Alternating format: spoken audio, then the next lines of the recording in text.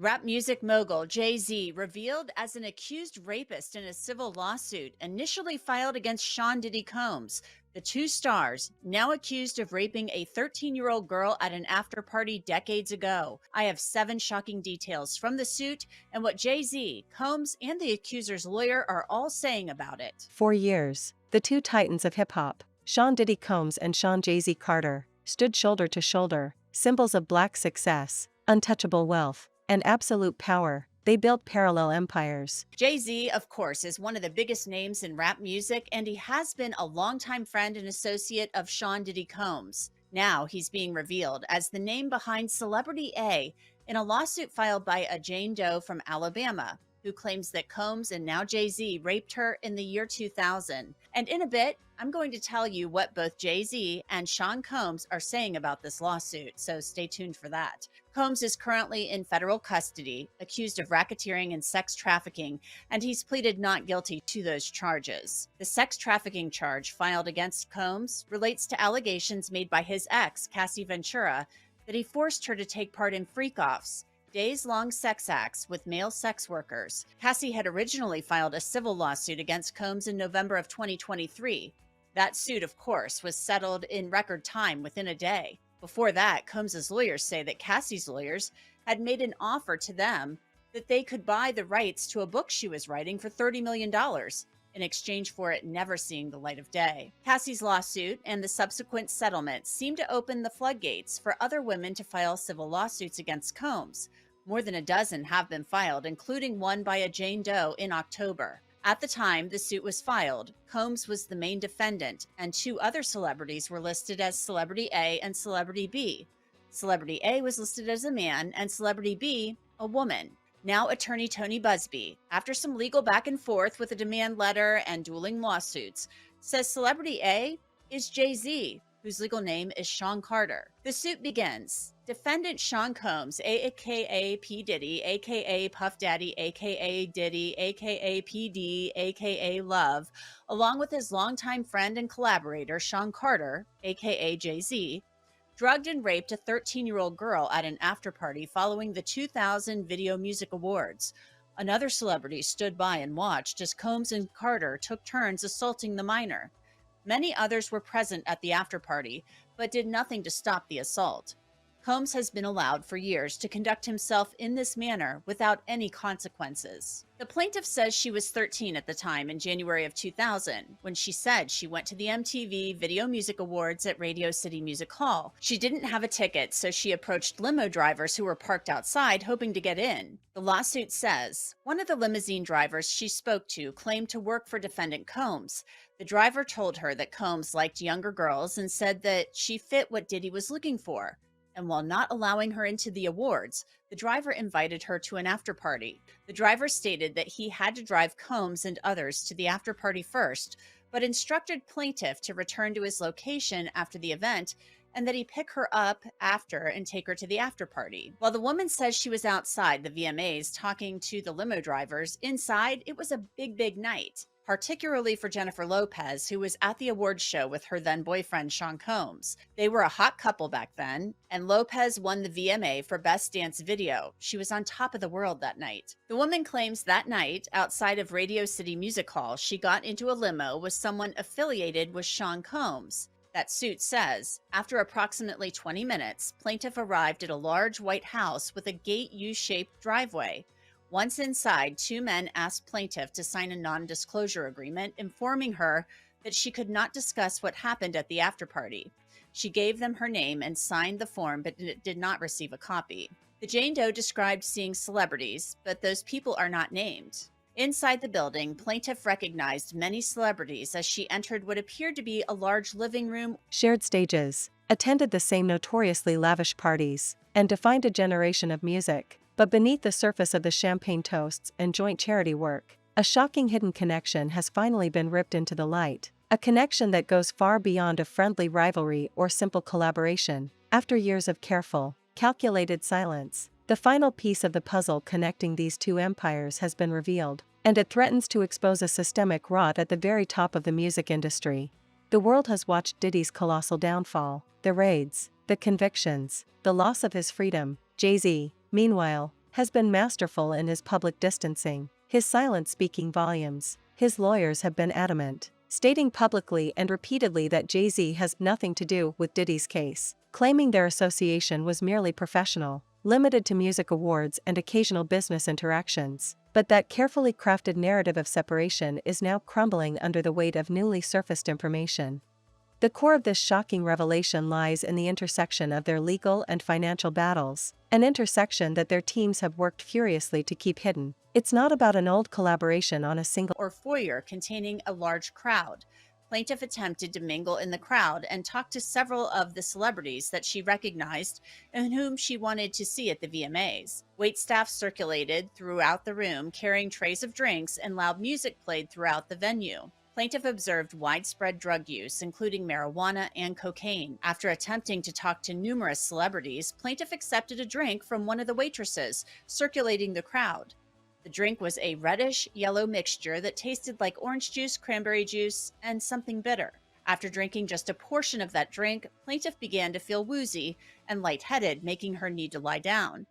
A photograph of an actual exemplar container used by Combs and/or his agents/employees to insert GHB into alcoholic drinks is seen below, and these are the photos included in the lawsuit that show a small plastic container that the plaintiff claims contained drugs at the party. The woman, remember, who claims she was 13 at the time, says she felt woozy and went to look for a place to lay down. She claims she found a bedroom that had just a large bed in it with no other furnishings. And what she describes next is incredibly disturbing. The cases I cover each day here on Crime Fix show you just how scary the world can be. And one of the scariest things that can happen is if you ever get hurt. But I want you to know, if you're ever seriously hurt or in an accident, your case could be worth millions.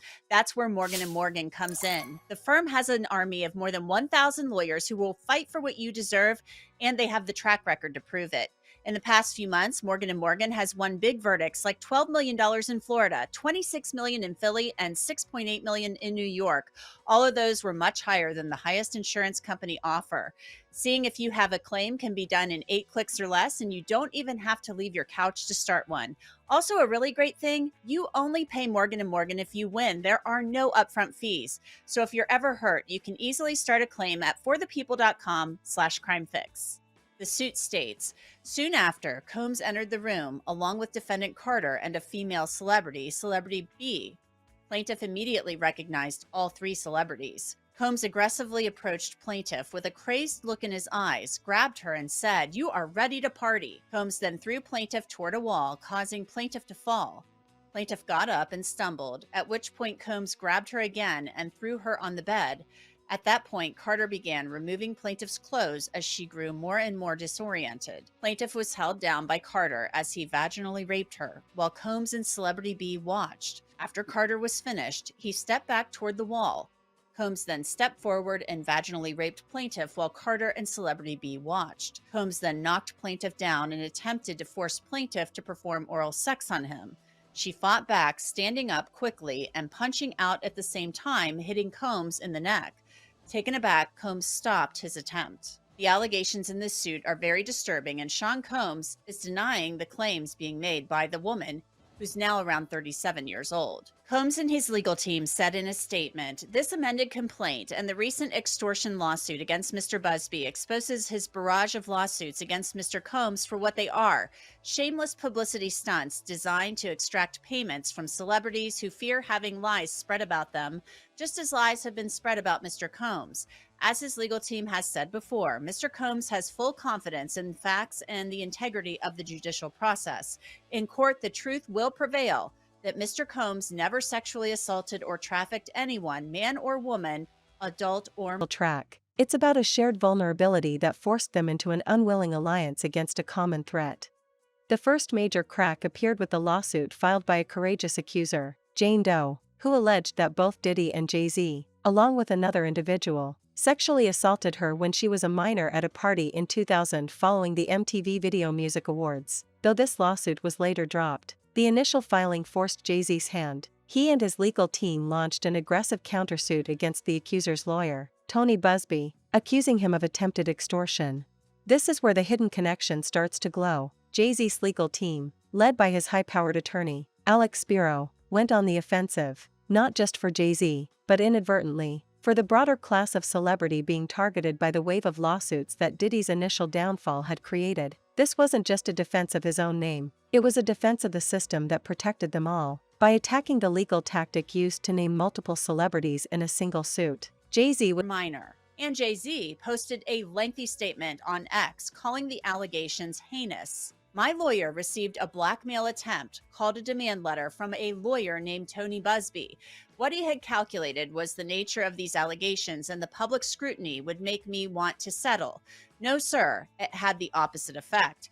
It made me want to expose you for the fraud you are in a very public fashion. So no, I will not give you one red penny in all caps. These allegations are so heinous in nature that I implore you to file a criminal complaint, not a civil one. Whomever would commit such a crime against a minor should be locked away. Would you not agree? These alleged victims would deserve real justice if that were the case. This lawyer, who I have done a bit of research on, seems to have a pattern of these type of theatrics. I have no idea how you have come to be such a deplorable human, Mr. Busby, but I promise you I have seen your kind many times over. I'm more than prepared to deal with your type. Jay-Z then talks about his family and the toll this will take on them. My only heartbreak is for my family. My wife and I will have to sit our children down, one of whom is at the age where her friends will surely see the press and ask questions about the nature of these claims and explain the cruelty and greed of people. I mourn yet another loss of innocence. Children should not have to endure such at their young age. It is unfair to have to try to understand inexplicable degrees of malice meant to destroy families and human spirit. My heart and support goes out to true victims in the world who have to watch how their life story is dressed in costume for profitability by this ambulance chaser in a cheap suit. You have made a terrible error in judgment thinking that all celebrities are the same. I'm not from your world. I'm a young man who made it out of the project of Brooklyn.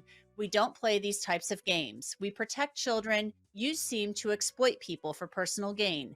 Only your network of conspiracy theorists, fake physics, will believe the idiotic claims you have levied against me that, if not for the seriousness surrounding harm to kids, would be laughable. I look forward to showing you just how different I am. And lawyer Tony Busby, who filed the suit in the first place, is firing back also on X. Regarding the Jay-Z case and his efforts to silence my clients, Mr. Carter previously denied being the one who sued me and my firm. He filed his frivolous case under a pseudonym. What he fails to say in his recent statement is my firm sent his lawyer a demand letter on behalf of an alleged victim, and that victim never demanded a penny from him. Instead, she sought only a confidential mediation. Since I sent the letter on her behalf, Mr. Carter has not only sued me, but he has tried to bully and harass me and this plaintiff. His conduct has had the opposite impact. She is emboldened. I'm very proud of her resolve. As far as the allegations in the complaint filed, we will let the filing speak for itself and will litigate the facts in court, not in the media. I want to bring in Nima Rahmani. He is an entertainment attorney, and he's been following the whole Sean Combs ordeal very closely. So, Nima, your thoughts on Jay-Z being revealed as Celebrity A in this lawsuit? I know you and I discussed this a few weeks back. And Jeanette, I'm not surprised. You and I have speculated, as to who this might be. And I think it was really telling when Alex Spiro and Quinn Emanuel filed that extortion lawsuit against Tony Busby. It's pretty well known that Spiro represents Jay-Z and Rock Nation, so it was the most likely celebrity, and now it's been revealed that the allegation was essentially running interference for the entire power structure that he and Diddy represented.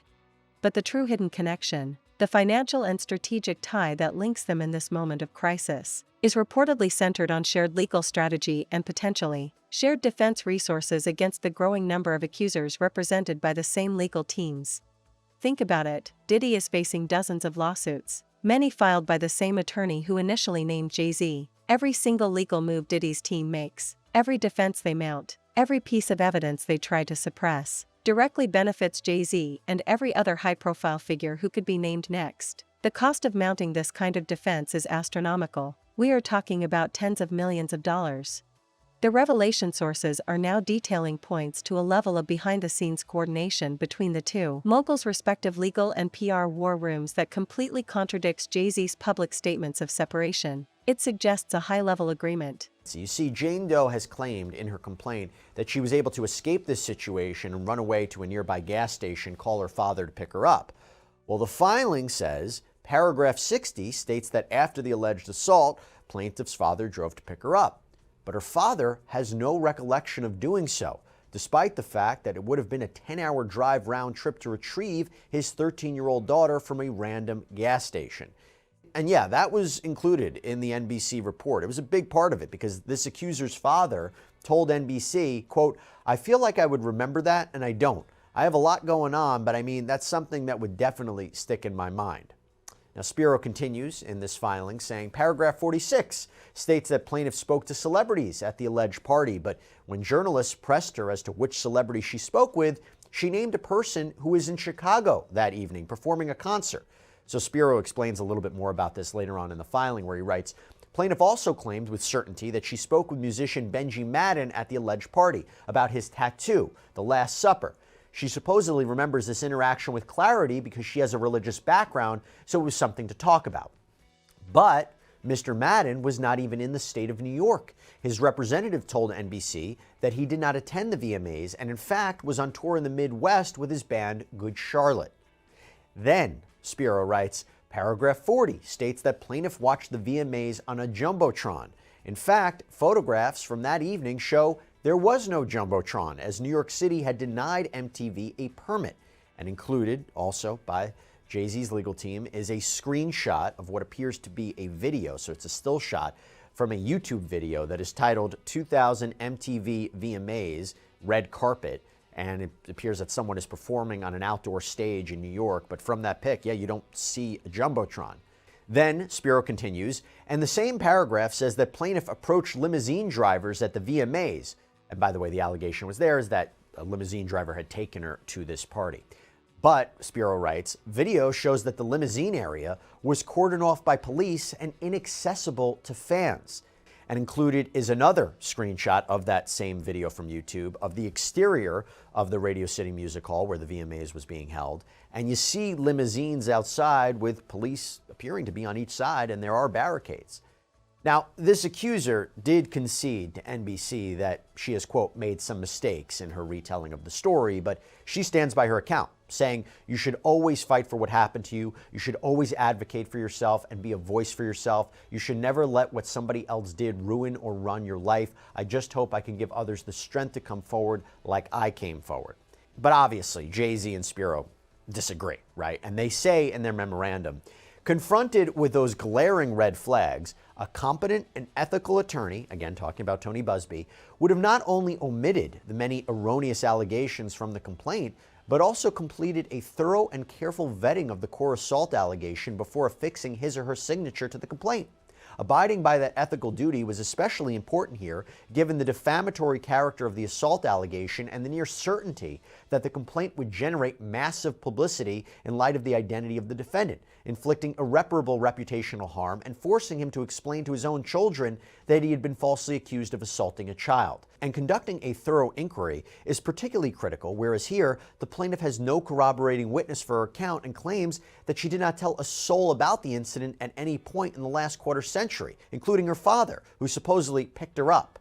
Spiro continues that a reporter was able to undercut almost all of the events of plaintiff's narrative just 5 days after the FAC, the First Amended Complaint, was filed only highlights the complete lack of investigation undertaken by her own attorney. A strategic partnership born of mutual desperation to contain the legal wildfire that Diddy ignited.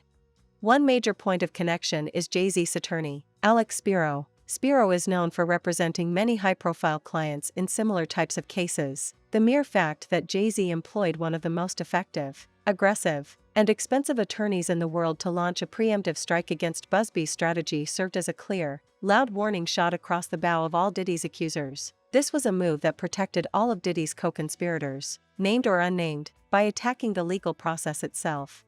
Furthermore, reports suggest a deep, decades-long financial entanglement. Beyond the surface-level collaborations like Diddy appearing on Jay-Z's album In My Lifetime, Volume 1, or their joint $1 million donation after Hurricane Katrina. The true hidden connection lies in their shared business ventures and mutual investments that existed far from the public eye. Both men were pioneers in diversifying hip-hop fortunes, moving into fashion, liquor, and tech. Attorneys. A simple call to her father, a review of publicly available video footage and photos from that night at and after the VMAs, or a review of publicly available property records would have quickly revealed the implausibility of her allegations. But Mr. Busby has all but admitted that he declined to undertake such a basic investigation. When confronted by NBC News journalists with the series of false allegations in the complaint, Mr. Busby sought to cover for his utter lack of diligence by claiming his client would undergo a polygraph examination, an offer he seems to have abandoned since making it weeks ago. And he passed the buck, stating that another unnamed firm had vetted the allegations and that the Busby law firm would, quote, continue to vet claims and collect corroborating data to the extent it exists. So yes, that is true, based on the NBC reporting. He said that. And Jay-Z argues that's not adequate. That is, quote, entirely improper, and that it was Busby's job to conduct a factual investigation before he signed and filed this complaint, not afterwards. And Jay-Z and Alex Spiro double down on this, and they make the argument that if you look at how Tony Busby has conducted himself since Combs was arrested and indicted, it shows that Tony Busby hasn't been doing his proper due diligence. Why do they say that? Because after that happened, after Sean Combs was arrested and indicted, they say that Busby apparently published a 1-800 hotline number for potential plaintiffs to sue Sean Combs for abuse. And they say just 2 weeks later, he holds this press conference where he claimed that more than 3,000 people had contacted him through the hotline, and that he claimed he was representing 120 plaintiffs who wanted to bring lawsuits against Sean Combs. That is true. He did hold that presser. We covered this on prior sidebars. But they argue, quote, that sequence alone strongly suggests that Mr. Busby's vetting of claims was grossly deficient. Even assuming Mr. Busby set up the hotline on the same day that Mr. Combs' indictment was unsealed, the sheer number of calls that Mr. Busby allegedly received within the 2 weeks between the unsealing and the October 1st press release indicates that Mr. Busby could not possibly have vetted every caller's allegations to the extent necessary to establish the veracity before signing up 120 of them as plaintiffs. But within weeks of his press conference and in an apparent rush to be the first attorney to get claims on file against Mr. Combs, Mr. Busby filed 15 lawsuits on behalf of individuals who contacted him via the hotline in this court alone. So the basic argument was that Busby didn't properly vet these claims, that he appears to not even spoken to the accuser's father, which would have been a simple thing to do. And when he started to see cracks in this case, he should have withdrawn the complaint. And they argue that he is not engaging in his ethical responsibilities. And they even go so far as to suggest that maybe that is why he has not obtained temporary admission to practice law in this court, the Southern District of New York, for this case. Because in the law, we call that pro hoc vice. That's where you're temporarily admitted to try a case in a jurisdiction that you're not otherwise admitted to. We talked about this previously on another episode of Sidebar because he was defending himself, Tony Busby, in a prior filing.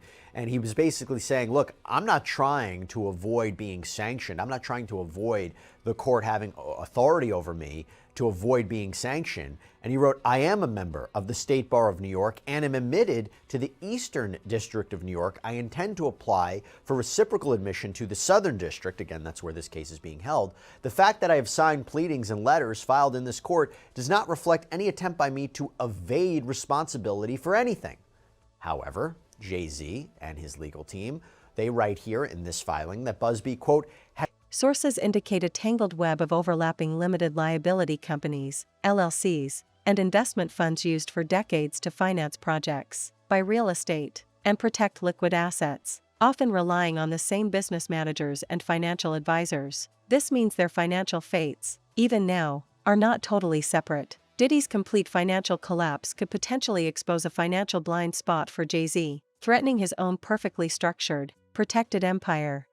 This is where the shocking hidden connection becomes strategic. Jay-Z, utilizing his top-tier, aggressive attorney Alex Spiro, didn't just defend himself. By attacking the tactics of the lawyer representing Jane Doe, the same lawyer who represents dozens of accusers against Diddy, Jay-Z was effectively running strategic interference for the entire music elite. Every legal blow Spiro landed against the plaintiff's legal team was a win for Diddy and any other high-profile figure who could be named next. The message has not even sought interim admission pro hoc vice while his application is pending, despite signing more filings over the ensuing weeks. Whether that reflects an improper effort to avoid the jurisdiction of this court or just a failure to act with anything approaching reasonable diligence, it reinforces the propriety of imposing sanctions here. So Spiro doubles down and tries to reassure the court that what Busby is accused of here, these Rule 11 violations he says that he has committed, that they are extreme, that this isn't levying, quote, irrelevant ad hominem attacks against Tony Busby. Now that is seemingly in reference to what I mentioned before, where the judge had chastised Alex Spiro for what he was saying about Tony Busby. They're saying it goes beyond this. This is not just personal ad hominem attacks or anything like this. And they even claim that Tony Busby is a repeat offender. So Alex Spiro writes, on October 14th, 2024, he, meaning Tony Busby, filed a different complaint on behalf of an anonymous John Doe against Mr. Combs that has also contained easily disprovable allegations. For example, that complaint asserted that John Doe had never been married, but CNN reported the contrary. He was married, and his marriage purportedly ended after the alleged assault. That is information that any attorney could obtain during an introductory meeting with his client by simply asking questions about his marital history or how the alleged assault impacted his life. The complaint also asserted that Doe was assaulted in 2006 in the Hamptons at Mr. Combs' white party. But again, CNN revealed that the white party was held in Saint-Tropez in 2006 and in the Hamptons in 2007, something Mr. Busby could have learned through a simple Google search. So let me just take a quick pause here to talk about this, because a counter-argument for Tony Busby to fight against this, I imagine, could be none of these inconsistencies in Jane Doe's account or John Doe's account make the story not true. With respect to Jane Doe, yeah, there may be details that are wrong, but isn't that natural? We're talking about something that happened 24 years ago. Well, now 25 years ago, but 24 years ago when she filed the complaint. And if the allegations are true, a victim of sexual assault could have recall issues given the trauma of that event, especially the age that she was at or allegedly at. But Spiro and Jay-Z kind of respond to that. They write, no corroborating data can fix the problem that virtually every event in plaintiff's narrative is contradicted by indisputable facts. And at any rate, even if there was some reason to conclude that the complaint could be salvaged, the appropriate course of action would be to voluntarily dismiss the complaint without prejudice, meaning it could be refiled again under Rule 41, while Mr. Busby determines whether the claims have a reasonable factual basis, not to leave a fundamentally defective and defamatory complaint on the docket while Mr. Busby does the work he should have done before he commenced suit. And Spiro also cites case law from this appellate court decision in support of sanctions. It's called the Levine case. And he writes, there, the court upheld sanctions where subsequent deposition testimony from both the plaintiff and one of the defendants revealed that statements in the pleadings and other filings were provably false. In so doing, the Second Circuit credited the district court's conclusions that the complaint's allegations were not well grounded in fact, and that plaintiff's counsel had ignored facts revealed through reasonable inquiry and perpetuated his misconduct through the filing of numerous memoranda well after his errors were revealed to him. That is precisely what Mr. Busby has done here. The court should come to the same conclusion as the Second Circuit in Levine. Now, this is a good argument, but at the same time, we don't know exactly what the facts were in Levine. Could be kind of different with what we're dealing with here. I'm sure when Tony Busby responds, he will address that case as well.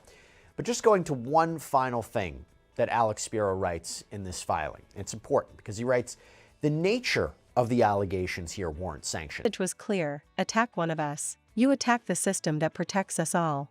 This suggests a level of behind-the-scenes legal coordination that directly contradicts the narrative of professional distance. Both Combs and Carter are fighting the same legal war, against the same legal enemy, and the information gleaned by one's defense team is gold for the other. The very act of sharing a common legal foe has forced these two giants into a cold, transactional alliance of mutual defense. Their fates are intertwined not by friendship, but by fear of shared liability. But the connection runs deeper than just the current legal crisis. For years, Diddy and Jay-Z operated with the same financial playbook. They used the same managers, the same accountants, and they pioneered the technique of diversifying hip-hop wealth into parallel ventures, liquor, fashion, and media. Think about the overlapping financial structures that existed in the early 2000s. The sources are revealing that their empires were not merely parallel, but occasionally interlocked through shared investment funds and joint ventures that have been meticulously hidden away in LLCs and holding companies. Diddy's complete financial collapse, the stripping of his assets to pay out colossal legal judgments, poses a systemic risk to the stability of the high-net-worth ecosystem they both inhabited. The silent connection, the real bombshell, is this: the legal, financial, and strategic operations of the two men, despite their public denials, are fundamentally tied in this current crisis. They are fighting the same war, albeit on different fronts, against the same legal foe, and the exposure of one's inner workings invariably puts the other at risk. The shocking hidden connection finally revealed is not a new picture or a forgotten song. It is the unbreakable, defensive alliance forged in the panic of a legal and social reckoning that threatens to wipe out the entire culture they helped create. Jay-Z's silence was not a sign of distance. It was a carefully managed facade to hide the deep, strategic moves he was forced to make to keep his own house from falling down alongside Diddy's. The shock is that they are so deeply, irrevocably connected in this fight for survival. This exposure, this connection, changes the entire narrative. It suggests a much wider circle of powerful figures who benefited from and were complicit in the environment Diddy created. And now, Jay-Z is at the center of that shocking revelation.